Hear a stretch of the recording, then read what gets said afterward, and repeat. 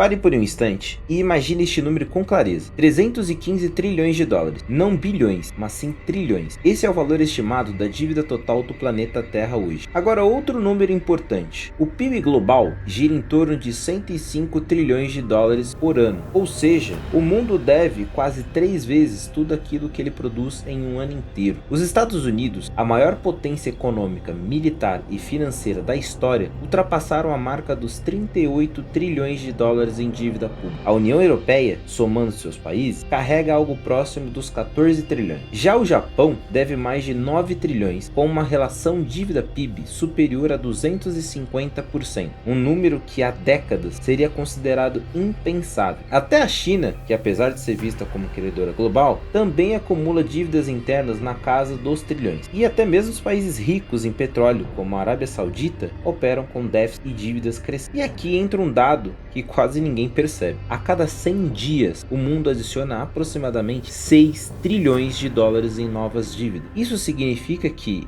enquanto você assiste a este vídeo, enquanto respira e até mesmo trabalha, o planeta está a contrair mais obrigações financeiras. Agora vem a pergunta que todo mundo se faz. Se todos os países do mundo estão endividados, quem exatamente é o credor? Porque dívida, por definição, precisa de alguém do outro lado. E quanto mais você tenta localizar este alguém, mais a resposta começa a escapar. E é aqui que a história deixa de ser apenas economia e passa a ser uma anatomia do poder. Mas para entender como chegamos a esse ponto, precisamos voltar mais 300 anos para um mundo sem cartões, sem bancos centrais e sem mercados globais. Em 1694, a Inglaterra estava em guerra contra a França. O problema era simples: o ouro acabou. Sem ouro, não havia como pagar soldados, navios ou canhões. O rei fez então algo inédito na história. Pediu dinheiro emprestado a mercadores privados, mas não prometeu devolver o ouro. Ele prometeu algo mais poderoso: pagamentos regulares de juros garantidos por impostos futuros. Ou seja, pessoas que ainda nem tinham nascido já estavam comprometidas a pagar aquela dívida. Para administrar esse sistema, foi criado o Banco da Inglaterra. E ali nasceu algo revolucionário. O Estado passou a gastar dinheiro que ainda nem existia. Essa promessa do governo podia ser vendida, comprada e até mesmo negociada. Nasciam então os títulos da dívida pública. A França copiou o modelo, os Países Baixos aperfeiçoaram e os Estados Unidos adotaram o sistema para financiar a sua independência, depois suas guerras e mais tarde sua expansão continental. A partir desse momento, a dívida deixou de ser sinal de fraqueza e passou a ser um sinal de credibilidade. Um país que conseguia se endividar era um país confiável. Um país que não conseguia estava condenado. Os impérios deixaram de conquistar territórios para extrair ouro, passaram a emitir papéis para extrair juros. O campo de batalha tornou-se o balanço financeiro. Avancemos para o século 21. Hoje, a dívida não é exceção, ela é a regra. Tomemos os Estados Unidos como exemplo, porque sua dívida não é apenas nacional, ela é global. Dos mais de 38 trilhões de dólares em dívida, cerca de 50% é detida publicamente por investidores. Aproximadamente 2/3 dela estão nas mãos de bancos americanos, fundos de pensões, seguradoras, fundos mútuos e da própria Reserva Federal. Apenas cerca de 9 trilhões pertence a estrangeiros. E aqui está um número que desmonta um dos maiores mitos geopolíticos. A China detém algo em torno de 800 bilhões de dólares em títulos americanos. Isso representa menos de 2% da dívida total dos Estados Unidos. Ou seja, os Estados Unidos devem principalmente a si mesmos. O Tesouro emite títulos, bancos compram. A Reserva Federal muitas vezes recompra esses títulos criando dólares novos do nada. Os cidadãos pagam os impostos, os juros voltam para fundos de pensões, contas de reforma e instituições financeiras. É um circuito fechado e isso não é exclusivo dos Estados Unidos. O Japão compra a dívida dos Estados Unidos, os Estados Unidos financiam instituições como o FMI empresta à Europa e a países em desenvolvimento e esses países usam reservas para comprar títulos ocidentais. É um jogo global de promessas cruzadas. Cada país segura o lhe devo de outro, cada promessa é garantida por outra promessa. É como uma mesa de pôquer onde todos jogam com fichas fichas emprestadas. E o único segredo é: ninguém pode sair da mesa. Mas existe uma camada acima dos governos: os mercados financeiros, fundos de investimento, fundos de pensões, fundos soberanos e bancos gerem dezenas de trilhões de dólares em ativos. Eles decidem quem paga juros baixos e quem paga juro alto apenas para sobreviver. Quando esses mercados perdem confiança, moedas colapsam, governos caem e economias inteiras entram em crise em questão de semana. E acima de tudo isso estão os bancos centrais. Sempre que um banco central compra títulos do governo, ele cria um novo dinheiro. Um passivo no balanço torna-se então outro ativo. Cada unidade de dinheiro em circulação representa uma dívida em algum lugar. Não existe dinheiro neutro, não existe dinheiro limpo. Todo dinheiro nasce como uma dívida. Durante décadas, isso funcionou por um único motivo: confiança. Mas o que acontece quando a confiança falha? Já vimos esse filme algumas vezes. Em 2010, a Grécia revelou que sua dívida era impagável. Os juros dispararam, os investidores fugiram e o país precisou de resgates internacionais. O preço disso? Austeridade, cortes massivos e desemprego juvenil acima de 50%. Na Argentina, múltiplos incumprimentos transformaram a dívida numa maldição histórica. No Sri Lanka, a falta de moeda estrangeira levou ao colapso econômico e político. Quando o sistema quebra, os credores tornam-se visíveis: FMI, agências de rating, detentores anônimos de títulos, e mesmo assim, tudo recomeça. Dívidas antigas são reestruturadas, novas dívidas substituem as velhas. O sistema nunca para. E aqui está o ponto central de tudo. No século XXI, a dívida não foi desenhada para ser paga, ela foi desenhada para ser rolada. Governos nunca planejaram quitar o valor total, eles planejaram e planejam refinanciar indefinitivamente. Os juros são o verdadeiro produto, a estabilidade é o serviço. Os Estados Unidos nunca pagarão os 38 trilhões. O Japão rola sua dívida há décadas. E os investidores não esperam quitação, esperam continuidade, porque títulos públicos são a base do sistema financeiro global. Eles sustentam os bancos, os fundos e os mercados. Se um grande governo decidisse pagar tudo de repente, o sistema entraria em colapso, a liquidez sumiria, o crédito congelaria, a economia global